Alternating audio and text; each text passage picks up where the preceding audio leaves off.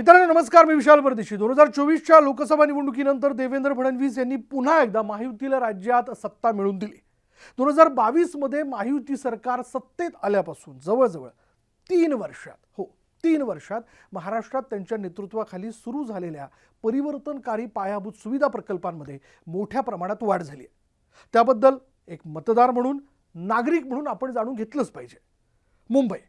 मुंबई आणि उपनगरातील वाढती लोकसंख्या लक्षात घेता सद्यस्थितीतील सार्वजनिक वाहतूक व्यवस्था जी आहे, म्हणजे यामध्ये लोकल असेल, बस असेल, इतर व्यवस्था असतील, त्या अपुऱ्या आहेत आणि अशात येणाऱ्या 4 वर्षात मुंबई आणि उपनगरात मेट्रोचं जाळं पूर्णतः काम पूर्ण होऊन कार्यान्वित झालेलं बघायला मिळेल। नवी मुंबई एअरपोर्टचं काम जवळपास पूर्ण झालेलं असून येत्या ऑगस्ट 2025 पर्यंत ते पूर्ण क्षमतेने सुरू झालेलं असेल। शिवाय अटल सेतूला कनेक्ट होणारा कोस्टल रोड जो आहे तो 3 महिन्यात पूर्ण केला जाईल असं देखील कळतंय। या रोडच्या माध्यमातून नवी मुंबई एअरपोर्टला अगदी जलद गतीने सुसाट पोहोचता येईल।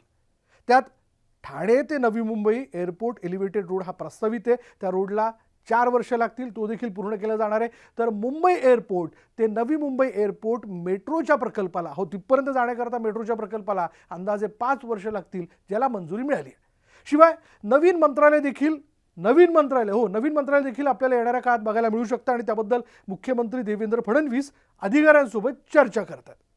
आता येणाऱ्या काळात केवळ एका तिकिटावर बस आणि रेल्वे प्रमाणेच दक्षिण मुंबईत सुरू होणाऱ्या वॉटर टॅक्सीतही प्रवास करता येईल। म्हणजे एकाच तिकिटावर लोकल असेल, बस असेल आणि वॉटर टॅक्सी, त्यातनं हा प्रवास जो आहे तो वेगानं होईल आणि त्याबद्दलचं देखील काम पूर्ण केलं जात आहे।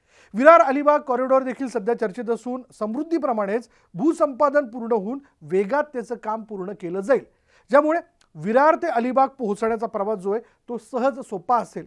दुसरा मुद्दा खड्डेमुक्त मुंबई असं म्हणत असताना मुंबईतील संपूर्ण काँक्रिटीकरणाचा पहिला टप्पा या पावसाळ्यानंतर पूर्ण होणार असून पुढील 2 टप्पेही पुढल्या 1 वर्षात पूर्ण केले जातील असं कळतंय।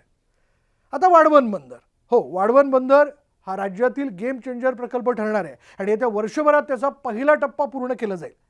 तर पुढील 5 वर्षात वाढवण बंदराच्या शेजारी मुंबईचा 3रा एअरपोर्टही तयार केला जातोय। तर मंडळी, ही आहेत राजधानी मुंबईचा चेहरा मोहरा बदलणारी प्रकल्प। आता अपेक्षित इतकंच आहे की ती सांगितल्या वेळेत पूर्ण व्हावीत, याचा लाभ उपभोग आपल्याला घेता यावा। धन्यवाद।